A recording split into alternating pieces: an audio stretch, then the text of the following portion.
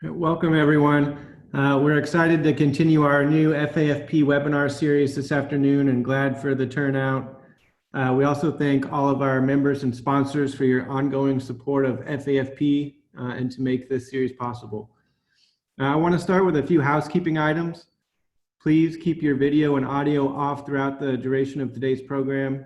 We'll ask Jo to answer questions from the audience at the end of her presentation, and we have a team of volunteers who will be monitoring the chat box and facilitating your questions with Jo. So please do enter any questions you have directly in the chat box. We'll also be recording the program to post on fafp.net. Many of you know that we were supposed to have our annual educational conference in St. Augustine a few weeks ago, where we would have celebrated our 75th anniversary. We're lucky that many of the excellent presenters we had lined up for our conference there have agreed to present in our webinar series instead. Our speaker today is Joetta Defrancesco. Ms. Defrancesco has an MS degree in teaching from Johnson & Wales University in Providence, Rhode Island. She's currently the Environmental Manager for Quality Assurance and Training with the Department of Agriculture and Consumer Services, Bureau of Food Safety for the state of Florida. She's been with the state for 11 years, starting as a field inspector and working her way up. Prior to coming to the Bureau, she worked for over 20 years in all aspects of the hospitality industry and is an adjunct instructor for business and hospitality courses. She's active in the Conference for Food Protection, having served on several committees, and she currently serves as the Vice Chair for Council 2, which addresses conference administration, food safety, education, and certification. And we're glad she can join us today to present. And Jo, I'm going to turn it over to you.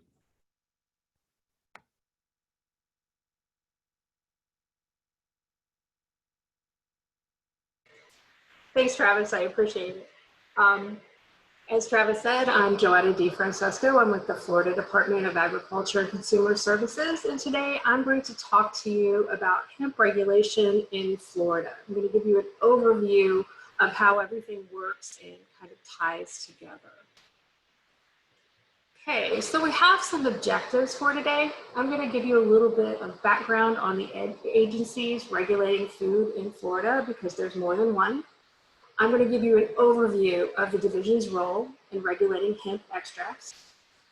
I'm going to give you some information on the Florida laws and rules that are used to regulate hemp because you need to understand the basis of why our inspectors do what we do and why all of the inspectors do what they do. You'll get a brief summary of permitting and inspection so you understand how the process works and what we're looking for. And then I'm going to explain briefly the sampling and testing of hemp extracts. Dr. Serena Giovanazzi was very kind to give me some wonderful slides on our testing and the information we've had since we started in January. So we got some really good information in here and I'm excited to be giving this. So let's go ahead and jump in. Okay, so hemp extract is considered a food because it's intended to be ingested. So it's regulated as a food. The food industry has been around for a long time. So we are going to treat this like food. The food industry already has systems in place for all kinds of things like testing and labeling and packaging. So we don't have to reinvent the wheel. We can use systems that are already in place to regulate hemp. So we're looking at sourcing, labeling, packaging, testing. And those are some of the things we're really going to be addressing in this today. So our common goal is the safe products of food that are manufactured and sold in Florida. Commissioner Freed wants to ensure the quality and safe products are manufactured in Florida. To this end, the department has had great success through education and collaboration with the hemp industry. So we're working to educate and collaborate. Those are our main goals so we can successfully regulate hemp here in Florida. All right, so we have different agencies regulating hemp in Florida. We have the Department of Agriculture and Consumer Services, and we handle manufacturing and retail establishments. We have Department of Business and Professional Regulation, DBPR. And DBPR handles a lot of different licensing in the state, but they're also responsible for hotels and restaurants. So hemp in hotels and restaurants would go under DBPR. We have DOH, the Department of Health. And the Department of Health regulates medical marijuana for one, hospitals, things along those lines. We have Agency for Healthcare Administration, ACA, and ACA regulates food safety in our facilities for the elderly. We have DCF, and they regulate food safety for Department of Children and Families. They regulate food safety in group homes and in childcare facilities. Then we have the Agency for Persons with Disabilities. And the Agency for Persons with Disabilities, they do facilities that maybe adult care facilities, things along those lines. The Department of Agriculture and Consumer Services is what I'm going to focus on today. And we regulate everything basically from farm to fork. And we have a wide variety of divisions that help us in that process. So I'm going to go ahead and I'm going to talk about the Division of Food Safety, which is the division I work out of next. The first thing I want you to know about the Division of Food Safety is that we regulate 45,531 different establishments here in the state of Florida. That's a lot. 45,000 establishments that we're responsible for. So to give you some examples, we do manufacturing, warehouses, juice processors, seafood processors. We see a lot of those two processors here in the state of Florida, but we will do a lot of different types of facilities if they are manufacturing food to be wholesaled. Okay, that's our manufacturing side. We have the retail side, and the retail side is the side I work on. And our inspectors are responsible for regulating big box stores, supermarkets, grocery stores, convenience stores, mobile vendors. So we have a lot of different types of facilities that we regulate here in the state. And any of these types of facilities could potentially be using hemp in their processes or selling it in their establishment. So we're going to go through a lot of information around that today. But I want to give you some background on regulations and how everything ties together. Because if you don't understand how our regulations work and how we apply them, then you're going to have a harder time when issues arise in your facility. And this is important. So our inspectors are schooled on this pretty well. We have an inverted triangle here. And at the top of the triangle, we have a Florida statute. And for food safety, and I'm using food safety as our example, we go by Florida statute chapter 500. Okay, we normally just call it chapter 500. And chapter 500 lays out how we are going to be regulating things and what specifically we need to regulate. And then that then gives us the authority to write the Florida Administrative Code 5K4, which is the rule, okay? So the statute gives us the authority to write the rule. And the rule then says, this is how you're going to inspect it, and this is what it needs to look like, okay? The rule, in turn, will adopt federal regulations that apply to food safety, or it will adopt guidance documents, any kind of hard science, any kind of data. We will use that to regulate.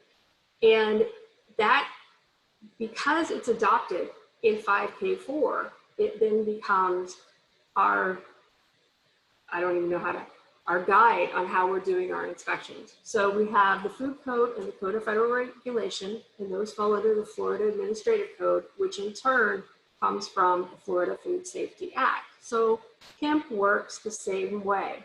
And if we take a look at hemp, we have applicable regulations here. And they're hemp specific. And we're going to talk a lot about 581-217 Florida statute. And then we have 5K4034 FAC, Florida Administrative Code. 581-217 gives 5K4 the ability to regulate hemp here in Florida. 581-217 is actually part of the Division of Plant Industries rule. But because we have to regulate the retailing and processing of that hemp into food, it then gives 5K4 the authority for us to step in and regulate those products. So it's a pretty involved process. So not only do our hemp processors have to handle the hemp specific regulations, they also have to be able to do the general regulations that we regulate by for food safety. So again, that's Chapter 500, 5K4, the 2017 FDA Food Code, and any of the CFRs we've adopted. So that's a lot. The food code is used for retail establishments, and the CFRs are used mainly for manufacturing. The food code does refer back to CFRs at different points in time. So that's how we ended up regulating hemp, even though it's under the Division of Plant Industry. So who actually regulates hemp extract? We do, but the Division of Plant Industry is going to regulate the cultivation of those hemp plants. So it's everything from the growing, the harvesting, and the field testing. That's all done by plant industry, and they have very specific guidelines and regulations that our growers have to follow if they want to grow hemp here in the state of Florida. It's a pretty involved process. Then we also have the Division of Agriculture Environmental Services, AES, and they handle hemp that goes into animal and pet food products. So we don't touch those.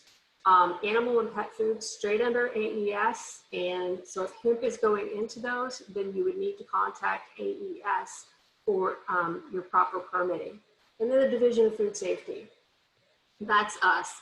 We will do the food products that contain hemp extract, okay? So we have retail and manufacturing that are under the Bureau of Food Inspection, and we do the inspection of those facilities. We have dairy, and dairy is its own bureau, and dairy handles milk processing here in Florida and packaging, and they also do ice cream and any other dairy products. So they're responsible for those. And then we have the lab. The lab is really important to what we do. They are the ones that test the hemp products and tell us if it's in compliance or not. So we know exactly what we need to do with that product in the field. So again, we start out with Florida Statute 581 for plant industry, and then it just kind of moves down. If there's a DVPR or DOH regulated establishment that offers hemp extracts, we don't regulate those under the Department of Agriculture. Those are then regulated by that, whatever the regulatory agency is that has authority over them. So if it's a DVPR facility, then the DVPR facility will regulate it. If it's a DOH facility, then DOH will regulate it. So we're only looking at the ones that do manufacturing and retail here in the state of Florida under the Department of Agriculture. So we need to define hemp so we kind of know what we're looking at and what we're doing. Hemp is a variety of the same plant as marijuana, cannabis sativa L. Marijuana has a much greater level of THC and is a Scheduled I controlled substance. And that comes out of Chapter 893 of Florida statute. So yet again, another statute. THC is a psychoactive compound found in cannabis plants. Medical marijuana that has THC in it is regulated by DOH. I said that earlier, but DOH handles that. We do not touch medical marijuana, but we get calls about it all the time. So that would go to DOH. In hemp, we actually have our own definition of hemp. It may not be what the scientific definition of it is, but it's the state's definition. And hemp is defined as the plant, cannabis sativa L, and any part of that plant, okay? Including the seeds, derivatives, extracts, cannabinoids, isomers, acids, salts, whether growing or not, that has a THC concentration that does not exceed 0.3%. And that right there is critical. If it exceeds 0.3%, it cannot be sold as hemp here in the state of Florida. Okay? So testing is critical for anybody who is growing or processing hemp for sale, because there are some very strict requirements I'll be going over coming up on how we're regulating it and what we're asking our facilities to do if they want to sell hemp. So what we talk about when we're regulating it is hemp extract, because we normally don't regulate the hemp itself. We are regulating hemp extract. And hemp extract is a substance or a compound that's intended to be ingested that's derived from or contains hemp that does not contain other controlled substances. So it can't have any other kind of controlled substance in it. It can't have a high amount of THC. And 5K4 says that hemp and hemp extract are food because they are considered to be, because they are going to be ingested. So they're food. So again, they fall under all of the food rules. Hemp extract does not include topical products, oils, lotions, lip balms. That's not considered a hemp extract because they're not being consumed. Products containing alcohol or tobacco are not included as hemp extract products. They're not regulated by FDACs, and whoever would be doing those would have to go to the Department of Business, and Professional Regulation. Okay, so to be designated as a hemp food establishment, and this is big, if you are going to sell hemp extract, whether it's the hemp extract itself, a product containing hemp extract, here in the state of Florida, you need, under FDACs, you need to make sure that you meet what we call minimum construction standards, okay? And minimum construction standards are required of all of our facilities, regardless of what you're selling. And you need to meet them because it's a food safety issue. And it dictates hand sinks and 3-compartment sinks and how the floors, walls, and ceilings are to be finished and made. So all that information is in our minimum construction standards, and those can be found on one of the links that I have at the end of the presentation, if anybody needs those, but you do have to meet minimum construction standards. That's mandatory to get a permit with us, and of course with the other agencies as well. They have their own versions of it. With us, plan review is optional. It's not mandatory. DEPR has it mandatory. Ours is optional. I would highly encourage anybody who is going to open a business doing anything with food safety, especially hemp here in the state of Florida, to go through plan review. There is a nominal fee for it. However, it will tell you what you need before the inspector goes in and tells you what you need, and then has to leave and come back several times. So if you go through plan review, it makes the permitting process so much easier. And again, that information is located on the links at the end of the presentation. And I believe Travis is recording this for us. If you're an existing food establishment, you can request to become a hemp food establishment. So we would give you the designation of hemp food establishment. Okay, so you've already met our requirements. You just wish to retail hemp. It's a permit type change. You want to make sure you make this change, because if you are selling hemp without the appropriate permit, there could be administrative action. And administrative action to us is fines. Okay, so there could be administrative action if you don't contact our business center to have the permit change before an inspector comes in. Okay? And then we also have new permit requests. So if you're a facility that's never retailed food in the state of Florida before, then you would need to go through plan review, meet our minimum construction standards, and you would submit a permit request, and you could do it. We have an online portal, and again, the link will be at the end, and you can register through that online portal and put in the request for permitting. That request is then pushed to an inspector, and the inspector will contact you to go through the permitting process. But again, you need to make sure that you're meeting the minimum construction standards and you have everything in line. And then the inspector will ask you to do additional things and fill out additional documents on water source and things along those in that nature to help you get permitted efficiently. Okay? So we want to make sure you're completely in compliance with those before we issue a permit. Okay, so when we talk about inspections for hemp and what we're looking at and how we're doing it, there are some basic things that the inspectors need to know, thus that industry needs to know as well. And the first one is hemp extract is considered a food and needs to be from an approved source. Okay, so it has to be from an approved source, just like anything else. You don't just get to go pick hemp out of your backyard if you're actually growing it and turn around and use it in a product. It doesn't work that way. So it has to come from an approved source. Then you also need to know that hemp extract is really not considered a high-risk food. and the extraction is not a special process. Okay? So hemp extract, if it's added to a TCS food, would then be considered TCS, temperature control for safety, right? Time temperature control for safety. But extraction itself is not a special process.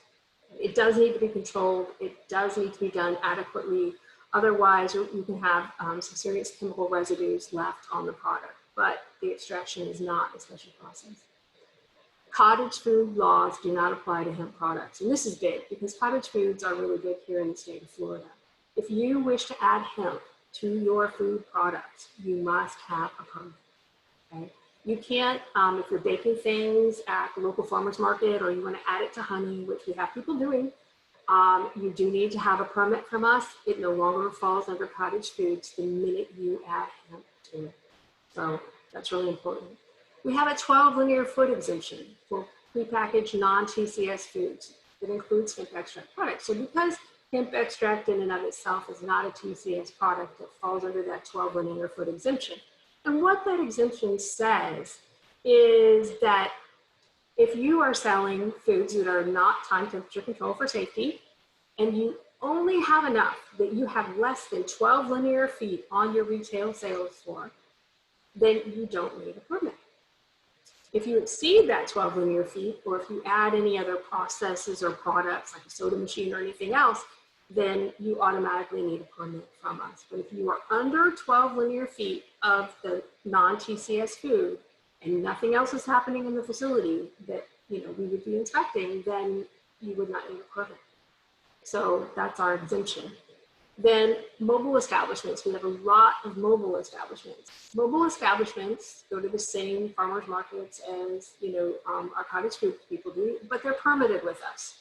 So they can sell and serve hemp extract products after they get the hemp extract permit. Okay, so once they get that hemp designation, they can go ahead and sell those hemp products on their mobile food establishment. And then lastly, and this is what's important, all hemp extract products must be sold in a package or container with required labeling. Okay?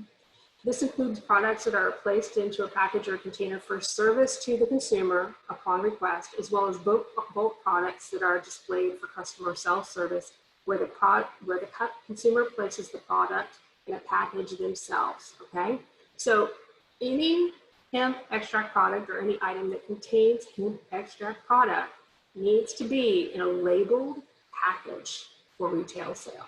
Okay, it needs to be properly labeled with the information that I'm going to be going over shortly. Okay? So it's very important. So you can't have it in an unpackaged state where people can just grab it without putting it into a labeled package. So for the example of that would be cookies for sample. So you go to a lot of the larger stores and they have cookies out to be sampled and handed out with deli tissue or a meal served on a plate. Those would not be acceptable because the product needs to go in a package that is labeled. So if it was like bulk donuts, the packages could be pre-labeled and out, and then the item could be placed into that package and it would be allowed to be sold. Okay? But it's very specific on the labeling requirements for hemp. Okay, so we have hemp extract labeling. So I'm going to go over some general information.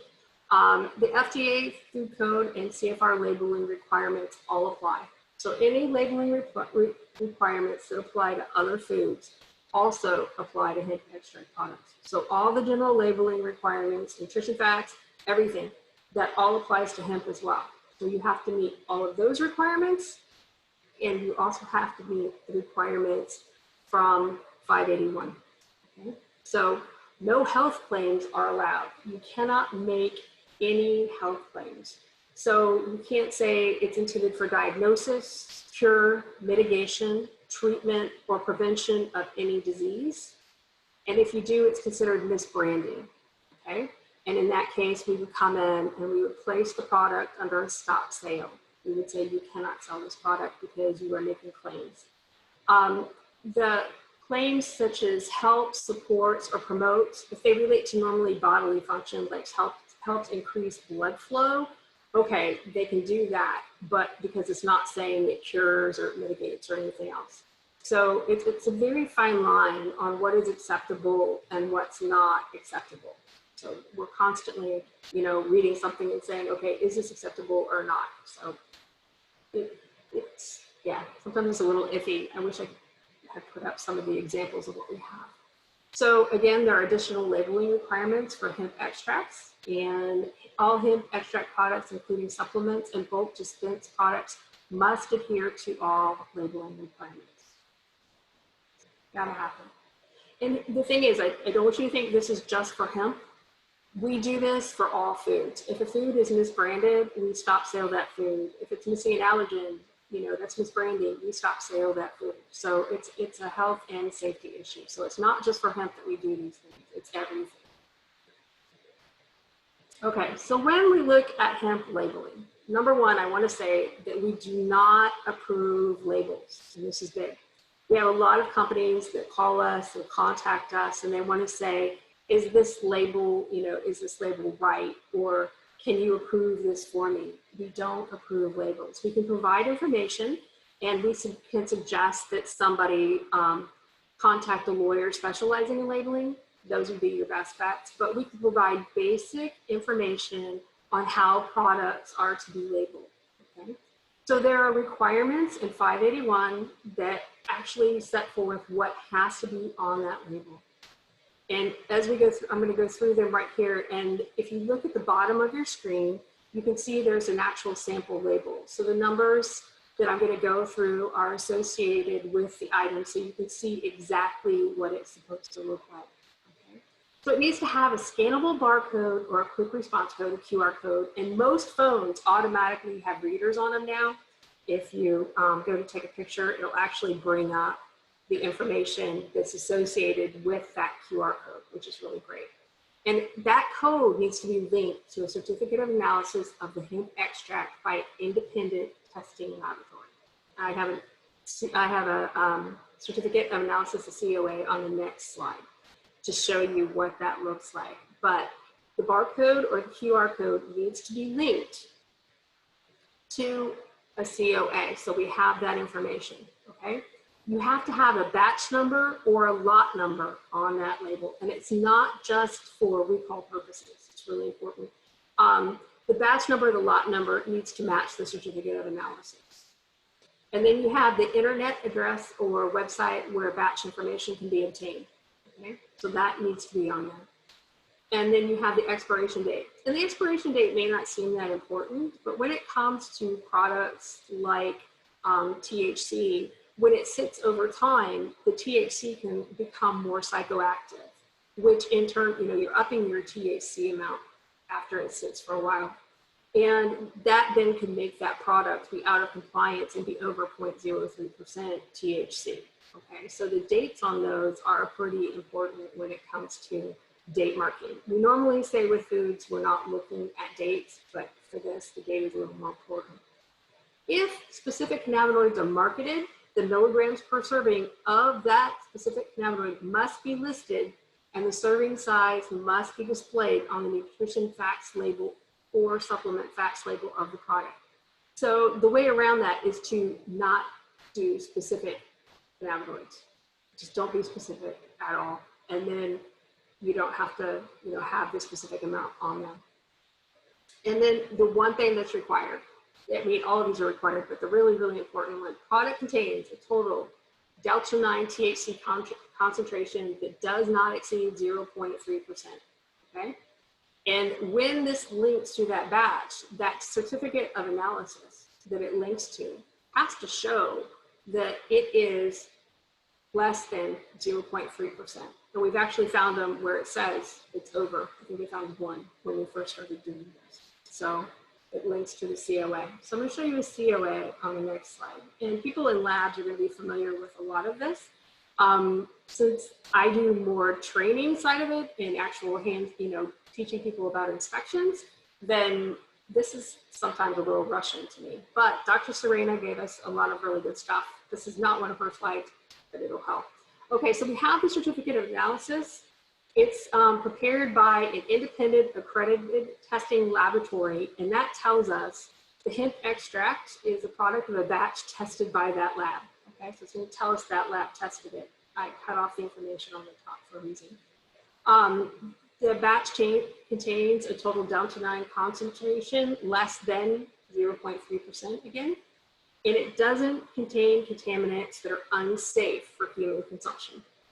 Okay, so they cannot exceed the allowable tolerances. So it gives you your potency results at the top, your residual solvents, your heavy metals, and the heavy metals we're seeing a lot of, terpene results, and then pesticides. So all of those items are tested for, and that's required on the COA. And then the COA, again, it has to link back. It's got to link back to that product. So not only is industry required to do their own samples, we go out and pull samples of those hemp products as well. So not only do we do hemp samples, but we sample a wide variety of items throughout the course of the year. So each week here in the state of Florida, we have 1 or 2 districts that are out pulling samples. And we call it routine surveillance sampling. And routine surveillance sampling is to find any issues that might be occurring in food products. So if there's a trend in the country, that might show up on our sample collection list. Right now, we're definitely pulling hemp products and testing for all of the different items that are listed on our COA. So we have a lot of things we test for. We test for all the major pathogens. So it's an evolved process, and I'm going to talk you through a little bit of kind of how it works on the next slide. So we have our weekly collection throughout the state. If we get a bad sample or a sample that is adulterated in any way, shape, or form, no matter what the food product is, we will take corrective action. And that normally is the inspector going back to the facility and putting that product under what's called a stop sale. And that product will remain under stop sale until it can be proven that that product is safe for human consumption, right? And if it's not safe for human consumption, then it will need to be destroyed or discarded. It has to happen. So I'm going to go ahead and talk you through a little bit about our actual sampling process. So I told you that all of our inspectors in the field pull samples, and that 1 or 2 districts each week are out pulling samples. You're given a list, and it tells you what to look for. It's kind of like, I used to see it as a scavenger hunt or a treasure hunt, and you go out and you find these items. Well, once you find these items, you have to handle them properly. So we go through a training process for that. But we're going to collect our samples at our retailer. Then we're going to pack them. And we have, you can see the bag right there that says official sample. That's for our chain of custody, right? So we have processes in place to make sure that we maintain a chain of custody from that inspector all the way through the lab results. And the starting point is with the inspector. Then it is shipped, usually in a refrigerated box of some sort, to our labs here in Tallahassee. If it's an item that does not require refrigeration, it's not a cold box. It doesn't have an ice pack in it or ice packs. And then once it hits the lab, we have 1 person or 2 people in the lab that their responsibility is to go through those boxes and make sure that the product is received appropriately and it's in acceptable condition. If it's not in acceptable condition, we don't test it, period. It doesn't happen. And then we go out and pull another sample to replace that one.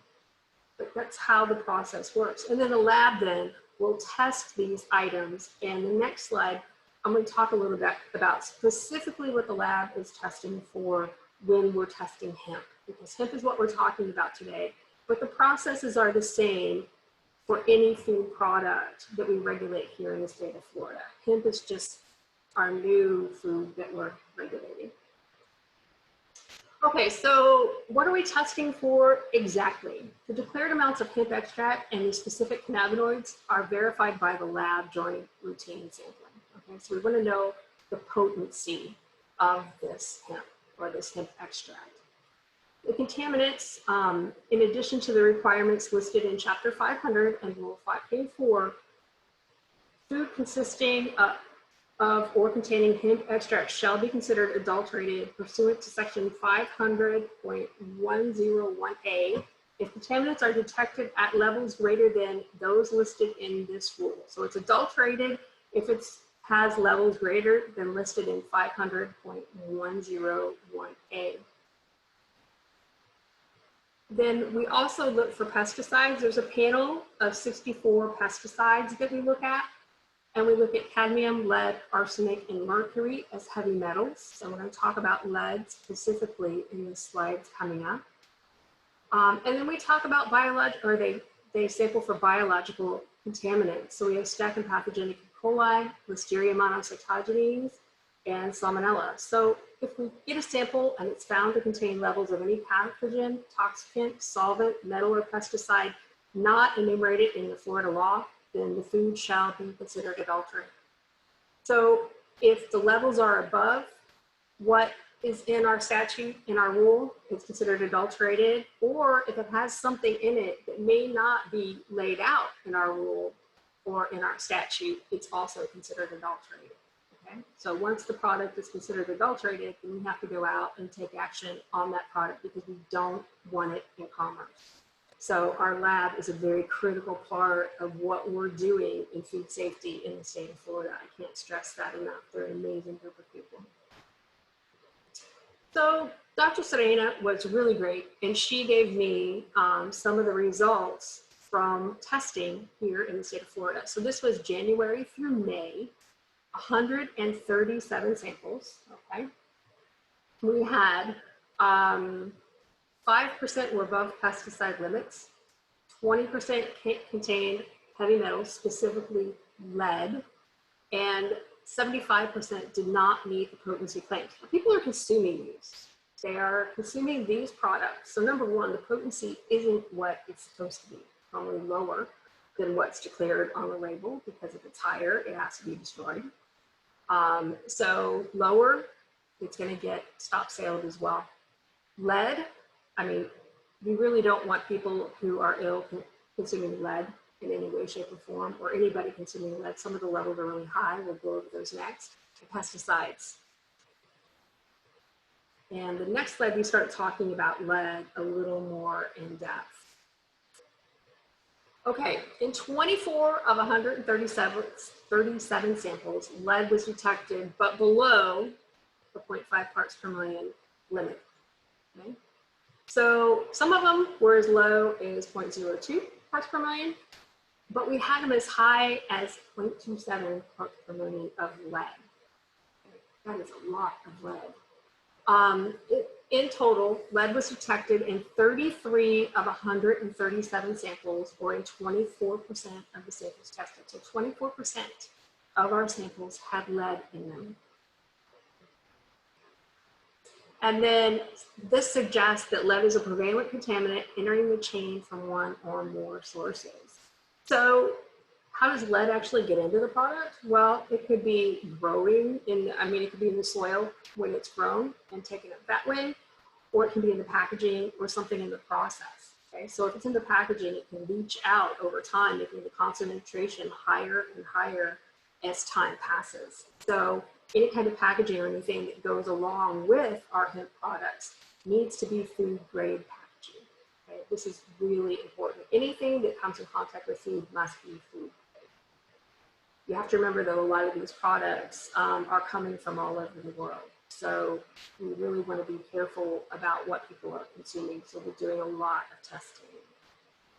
And then for conclusion, the statistics, 7% of the analyzed samples were violative for lead, so 22% of the violations. 24% of samples tested contained some level of lead. Okay. And we had recurrent findings with certain brands, but it wasn't exclusive to those brands. We had some brands that had the same findings again and again, but it wasn't exclusive to them. Okay. So that in and of itself is a little scary. We had 9 violative products that were removed from commerce in Florida. Okay, so they were totally taken out of the chain of commerce. We had 6 products withdrawn from the market. They were taken off the market completely. Okay, and 1 nationwide recall. So because we pulled samples here in the state of Florida, we had a nationwide recall on a hemp product. We actually, because of our survey sampling, do cause many nationwide recalls over the course of a year. So the survey sampling program is a really strong program, and it shows it. Should we find your product to be not in compliance or violative, you'll end up getting taped up and tagged just like that box is, okay? And we've done warehouses. So that would be a sample of our stop sale tag that we put on items that are not allowed to be sold. We also use that for stop use on equipment that is damaged or unable to work properly. Okay, so you've exceeded the THC level.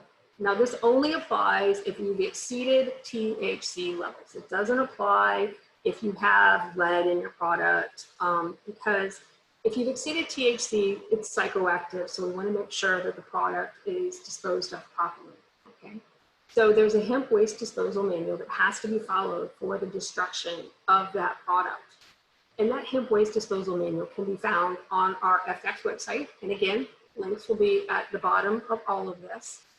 And with that, there's a form you have to fill out to destroy that product.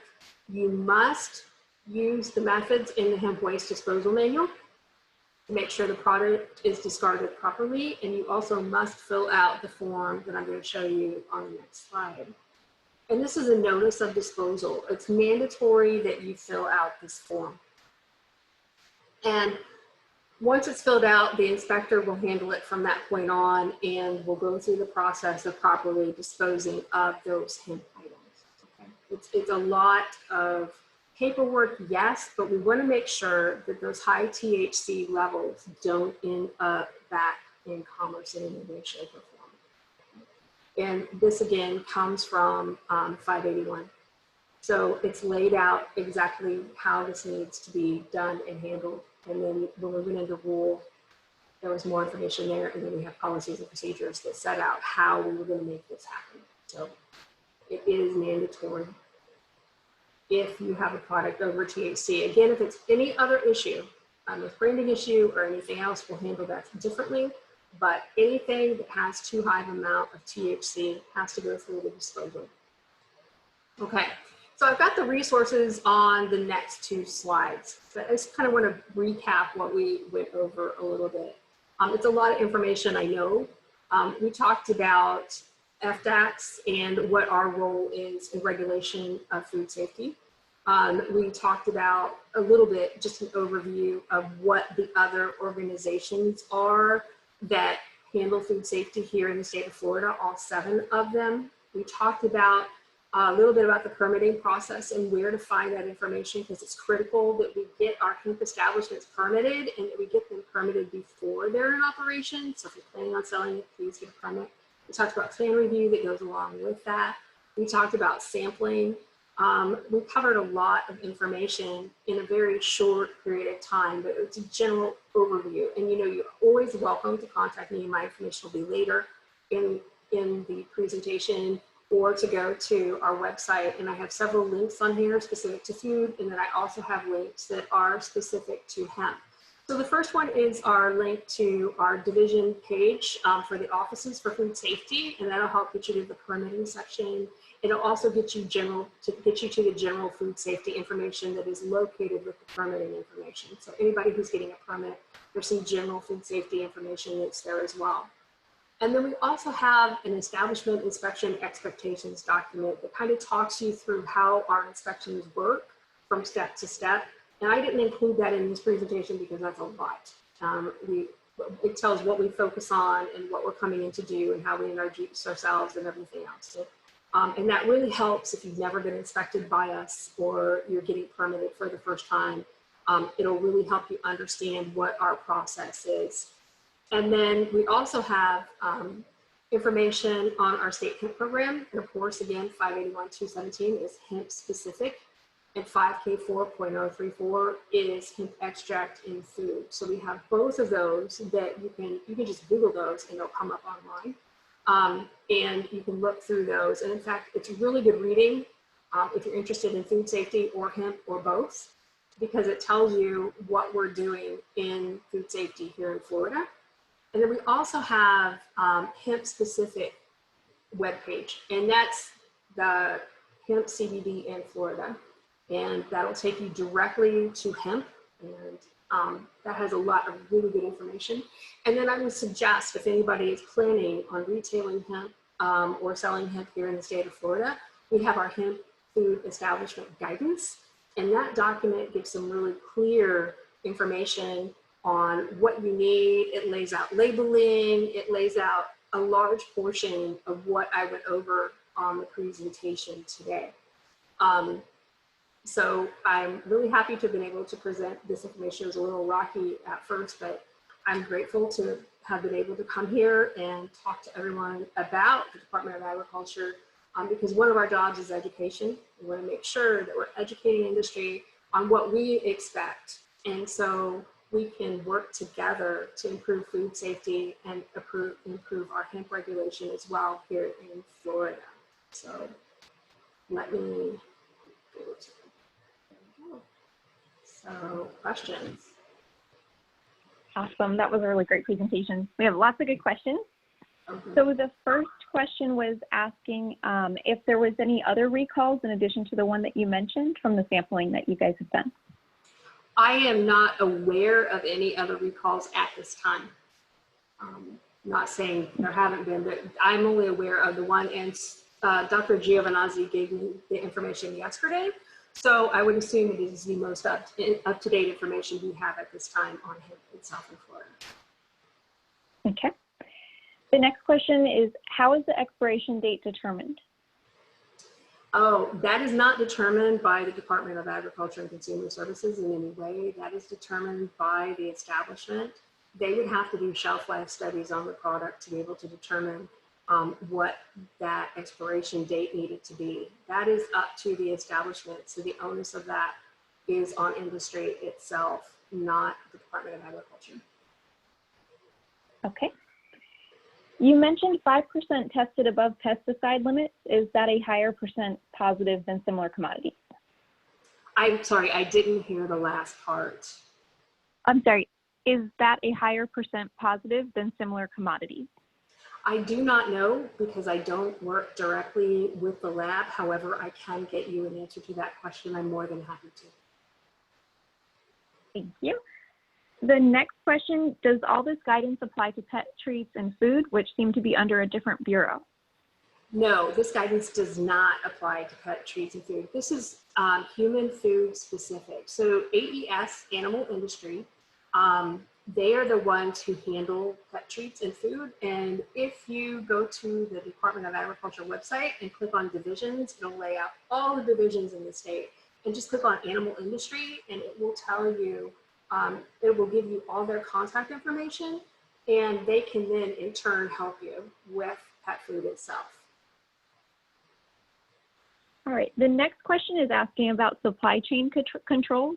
Mm-hmm. If you're a food processor in Florida but don't grow your own hemp or buy extract out of state, what considerations would you need to take? Okay, so that one I would have a hard time answering, to be completely honest, because I was going from just how we're regulating side. The one thing you always want to do is make sure it's coming from an approved processor and that they have the potency information with it, and that they have, there are strict requirements for the raw product that is coming out of the field. So you would want to make sure that those requirements have been met along the way. That's critical. Other than that, I'm sure there are massive list of considerations that would need to be addressed. But unfortunately, I am not aware of what all of those would be. But if you contacted Plant Industry would be able to help you out with part of that. But when we do our manufacturing inspections, we go through all of the invoices and all of the documentation that goes with that product, all of the testing associated with it, to make sure that it's in line with the CFRs and the 581 and 500 and 5K and all of those. So that's really all I can speak to that about. I don't want to misspeak on the subject. No, that's good. Can you dilute an extract if it tests too high for THC?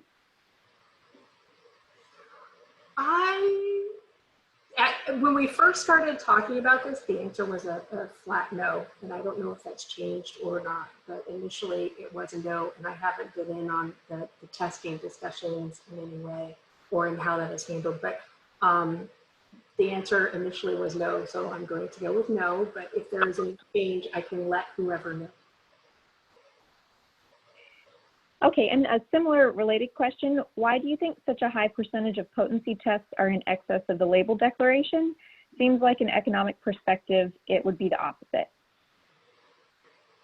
For which one, I'm sorry? The potency test? Mm-hmm. Why do you think such a high percentage of potency tests are in excess of the label declaration? I thought they were under for the most part. If it is in excess, then it would be because if the product sits for an extended period of time, it can increase in potency just because of the nature of the product itself. Okay. Is there a rate of degradation for CBD in products? Is there a range allowed around what is stated on the label? Okay, I'm having a really hard time with some of these, I'm going to be honest, because again, I'm not a scientist. I don't know what the lab results are because I'm not privy to that information when it comes out. Unfortunately, I really wish I could answer that for you, but I can't. I can get those answers for you though, anything that has to do with testing, lab results, or anything along those lines. That's okay. It shows this is a really popular topic and lots of new information around it. I'm liking it. I mean, I can't answer and I feel bad, but I don't want to misspeak either. That's okay. The next question is the Division of Plant Industry still sampling plants in the field for THC, even though food safety is testing the finished product? Yes. Yeah. So industry will have to do their sampling as well, and plant industry, I believe, is sampling. So it's a pretty involved. The product is going to be tested a lot of different ways before it hits the consumer if everything works well. All right, and then the last question I have on deck, are restaurants required to disclose if CBD has been added to a drink or food? Or is that the consumer's responsibility to ask? Okay, so I am uncertain because that falls under the GDPR. If it fell under our jurisdiction, if it was one of our facilities that had restaurant tables, which happens quite frequently, then yes, they would need to disclose. Thank you. There are no further questions right now. Okay, great. Thank you so much, Joe. I think we did have a lot of really great questions, and this is something that's new, I think, to all of us, and it's just been something that has been not off the radar for so long that I know I learned a lot, and I think we all did. So thank you for your time and that presentation. And we will be sharing this on FAFP.net shortly. If you missed any part of it or any of your colleagues would like to see the presentation, and we'll send that out. Thanks again for joining us today and for being an FAFP member. And thanks to our sponsors also who support our association. And make sure you visit our website, even though we're not having our conference this year, make sure you visit our website at fafp.net to renew your dues if you haven't already. And we will see you again in 2 weeks. Thanks again, Joe. Thanks, Travis.